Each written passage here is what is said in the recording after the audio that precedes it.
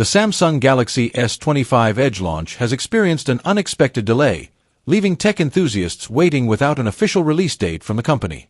While some industry whispers point to a potential May 13th unveiling, renowned leaker Ice Universe has cast doubt on this timeline, suggesting the wait might extend even longer. According to Ice's latest intel, the ultra-slim smartphone is now expected to debut at the tail end of May, though with a surprisingly limited initial availability, exclusively launching in just two markets, South Korea and China. This selective regional rollout strategy isn't without precedent for Samsung, mirroring the company's approach with the Galaxy Z Fold Special Edition, which first appeared in Korean markets before its subsequent Chinese release as the W25 variant. While this phased launch might disappoint global fans, there's still hope for wider availability. Evidence of European pricing suggests the S25 Edge will eventually reach Western markets, though customers outside Asia may need to exercise patience until June or possibly later to get their hands on Samsung's sleek new flagship.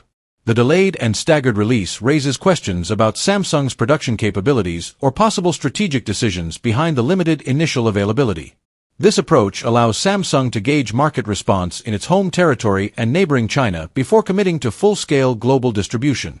For European consumers eager to experience the S25 Edge's touted slim profile and premium features, the wait continues, with the silver lining being that additional time might allow Samsung to refine the device further based on early feedback from Asian markets.